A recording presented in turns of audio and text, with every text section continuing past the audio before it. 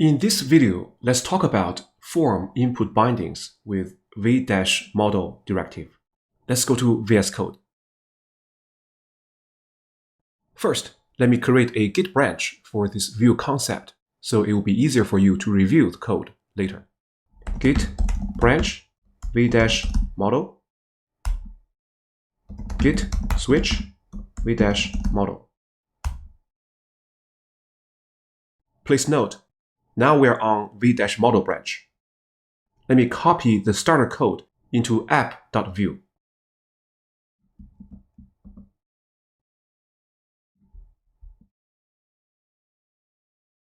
In the previous videos, you learned that when the reactive data change, the template will react, automatically updating to match the new values. What about the other way around? For example, here I have a form. Look at line 4 to 54. Let me expand it. I want to use this form to collect a user's information. I can type my name in, select a gender, and put in a number for age, forever 21, pick a hobby or 2 hobbies. In the drop-down, select a profession, and input some descriptions about myself in this text area. For example, I like Vue.js. Once I click Submit, the form will be sent to a backend server through the Fetch API, or if you prefer, you can use Axios. And if I click Reset, everything will be emptied. For form submission, we know that we need to invoke the Fetch API or Axios in the script here. So when dealing with forms on the front end, we often need to bind data from the template to the script, so we can collect them here and send them through the Fetch API. This direction, from template to script. How can we do that? We can use the v-model directive. V-model directive is known as two-way data binding. It not only binds data from template to script, but also binds data from the script to the template. Basically, it keeps the two places synchronized. Very impressive. Recall that the mustache notation, like here, is a one-way data binding. One-way means we're going from the script to the template. If the content in the script changes, then the template updates automatically. Next, let me show you how to use v-model directive in a form with something like input box, radio button, checkbox, drop-down list, and a text area. But first, let's define a reactive object in the script as the container of the user input. Then I can use v-model to connect this object to different parts of the form. So let me define an object called form data ref. Inside ref, there is a JavaScript object. Now recall that we have name. Initially, it is empty. Gender, also empty. Age, empty. Hobbies. Now, hobbies will be an array. There can be 1 hobby, 2 hobbies, and so on. And for profession, empty initially. Also, we have a description.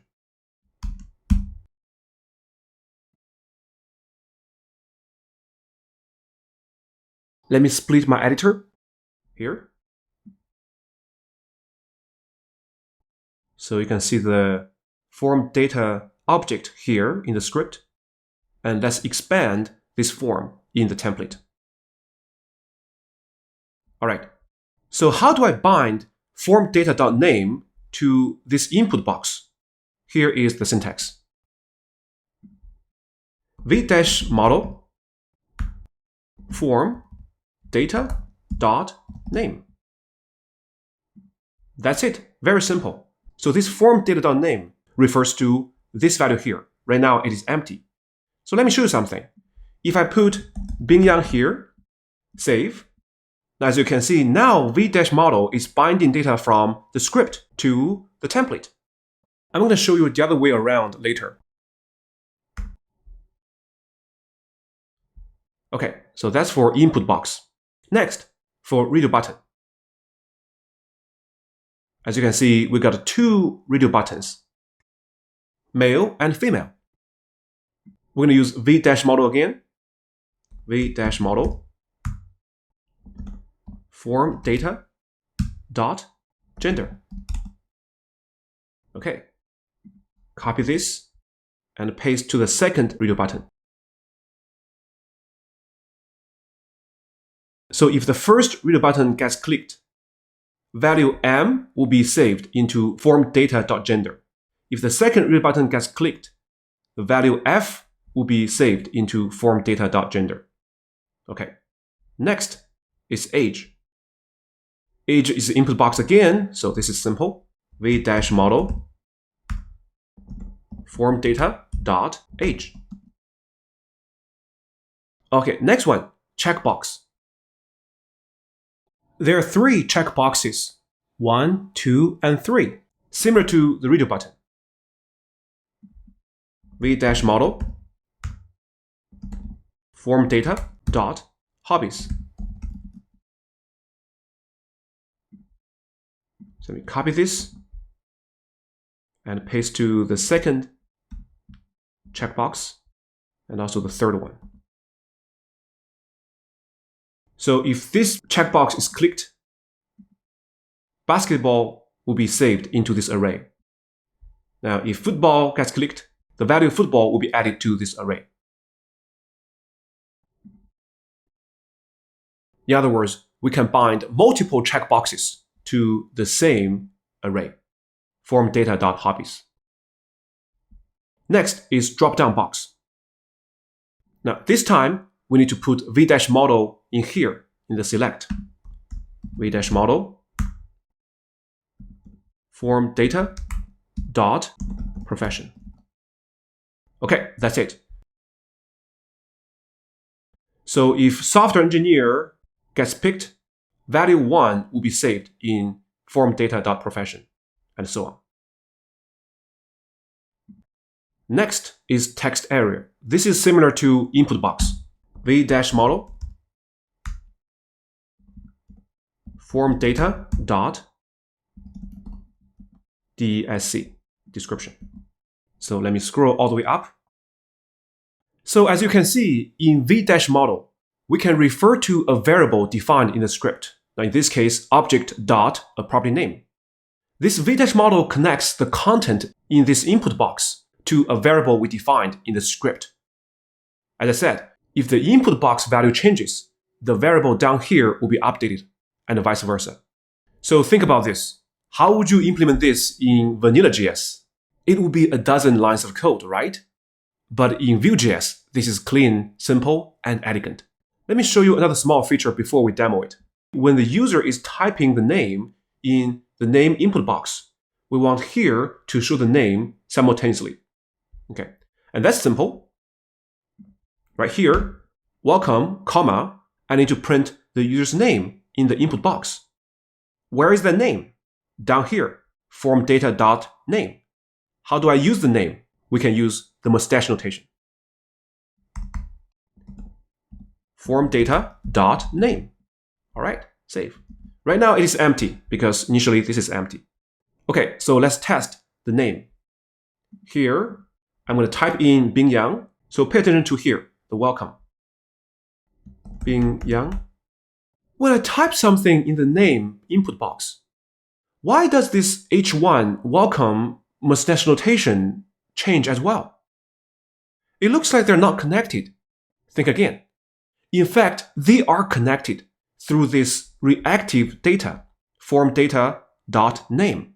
When I change the name in this HTML page in the input box, v-model will update the name variable defined down here. Now, since this name is changed, and we're using this name in this mustache notation, Vue will automatically update this mustache notation. So this H1 element gets updated as well. Step 1, Step 2, Step 3. I hope you understand this data flow. Next, let's test others. To test others, let's use View DevTools. Press F12. Refresh.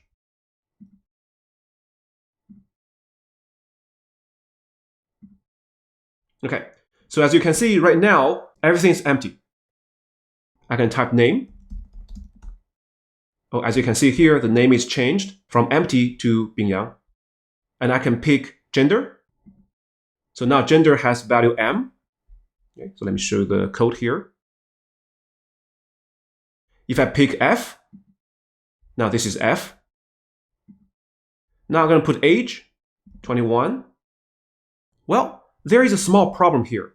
As you can see, this age is supposed to be a number. But remember, if you input something, let me show it here, the type of this input box is text. So this 21 will be treated as a string literal. How do I make it a number?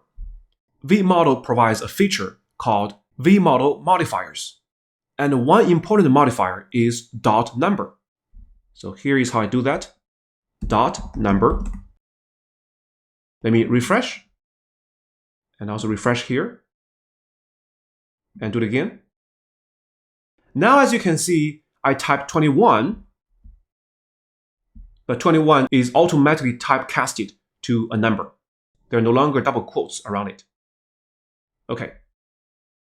So this .number is really equivalent to parseInt or parseFloat method in JavaScript. I will introduce more modifiers later. Let me type this as well. All right. Then I'm going to check hobbies. So let me show the hobbies checkboxes. Basketball, football, JavaScript. Or I can uncheck them, uncheck them, uncheck them. So let me check the first two. All right, next is profession. So I'm going to select, for example, professor. That's number 4. The value 4 will be saved in formData.profession. I can check software engineer. I can check data scientist. All right. Now, next is text area. So here I can type, I like Vue.js. So this message will be saved in here, formData.dsc.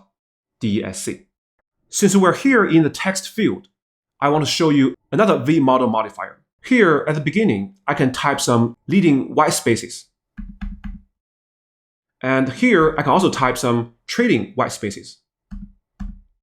So as you can see, we have a bunch of white spaces here and a bunch of white spaces right here. Well, that's fine. But what if you want white space from user input to be trimmed automatically? Well, I mean the leading and the trailing white spaces, not the white space in between. There is a very useful modifier called .trim. .trim.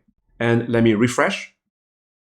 All right, so when I type space, space, space, I like Vue.js, space, space, space. Okay, let me refresh here. Now, as you can see, even though we have some white space here and there, Vue.js deletes any leading and trailing white space. Okay, so one more time. So when focus is lost, the input is trimmed automatically. I want to show you another useful modifier. It's called .lazy. So here is the use case. So let me scroll all the way up to the first input box right here. So what happened now is when I type the name in the input box, as you can see, this H1 is updated simultaneously, character by character. That is because by default, vModel syncs the input with the data after each input event. In other words, it is triggered every time I enter a character in the input box. Now, if I add this .lazy modifier after vModel, the trigger event becomes change event. It's no longer input event. The change event of input box occurs when the focus of the input box is lost. All right, so let's save here and refresh. Let me demo this to you. So when I type BING, behind the scenes, there are 4 input events, but they're not triggering updates, right?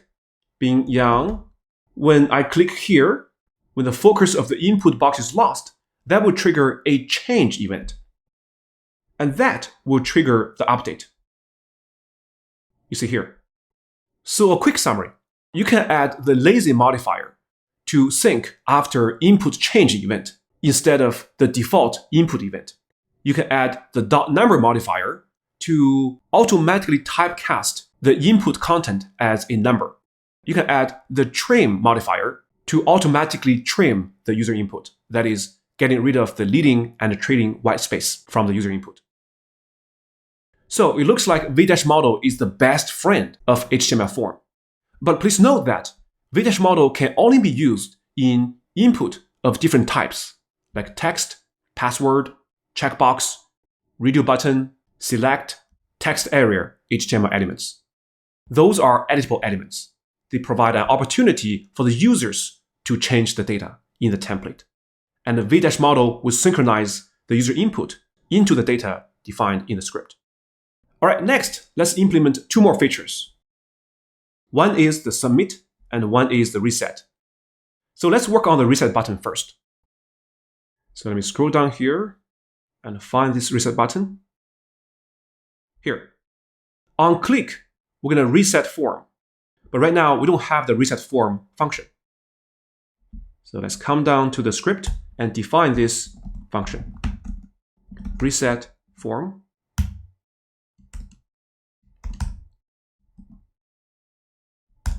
How do I reset the form? For example, here I'm going to type something. How do I reset the form? Actually, it is very simple. All we need to do is to assign an empty form data to the current form data. So let me copy this empty form data, JavaScript object, and down here, form data. Now make sure you have dot value. Done. Very simple, right? Please note that don't use ref here. We're just updating the value of a ref object here. Form data is already a ref object. So don't use ref here, just a plain JavaScript object. Okay. All right, so refresh. Let's do a test. Okay, so if I click reset, everything's gone. Awesome. All right, next is submit form. Okay, so let's go ahead and implement this. Submit form. Here you can use fetch API or Axios, but for now, I'm just going to type console.log. I'm going to stringify the form data to JSON. JSON.stringify and form data dot value. So pay attention to line 83. When you are sending the collected data in the form to a backend API, make sure you use form data dot value. You do not want to send the ref import object to the backend, right? And of course, you need to use the stringify to convert the JavaScript object to JSON before sending using fetch API or Axios. I think in Axios, you don't have to use stringify because it will do it automatically. Another small thing here is that for a better user experience, after user types the description, they don't really have to move their cursor here and click submit. I want them to press enter, and this will automatically submit the form. Okay, so let's go to the text area right here and define a keydown event. Add keydown. Here is submit form, right? But not any kind of keydown, right? It has to be enter. Recall that this dot enter is a key modifier. So let's do a test. I like Vue.js. Press enter. All right. So as you can see, we have the form data in JSON format. and we're ready to use Fetch API to send it off to a remote API endpoint. Okay, next, let's apply what we just learned to the Hogwarts shopping cart project. Okay, it's Hogwarts shopping cart time. What I'm going to do next is to add v-model to this quantity input box. So let's go ahead and find the first input box. It's right here.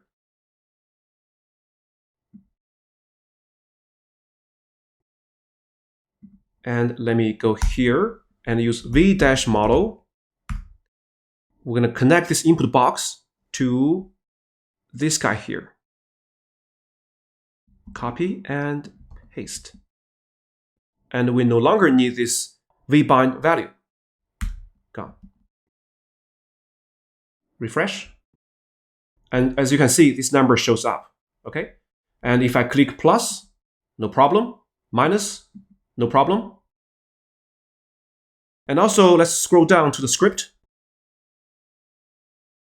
And this time, we no longer need this function. Change quantity. We don't need it anymore because the v-model will help us update the quantity of an item to the quantity entered by a user. We don't have to do it ourselves. Very impressive. So let's do a test. So let me press F12.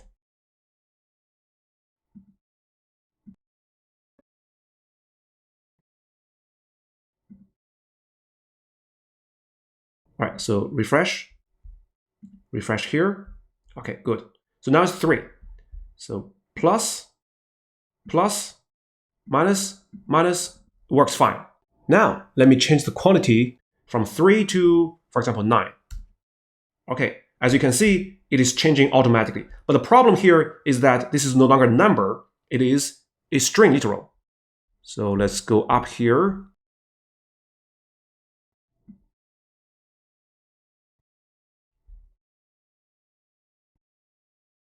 And use a modifier called .number.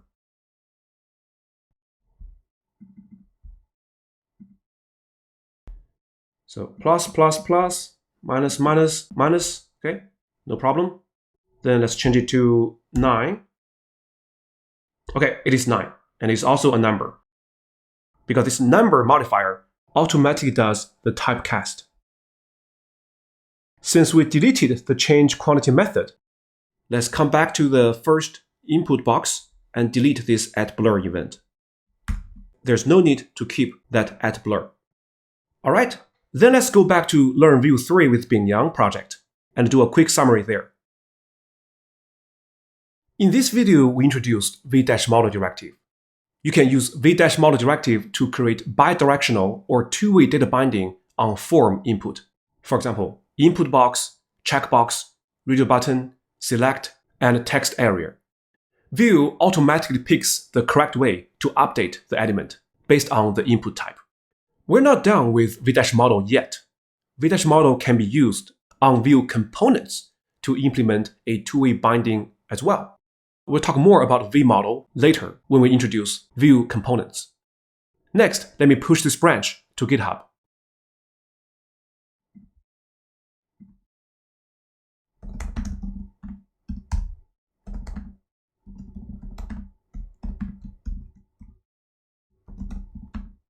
Form input bindings. Git push.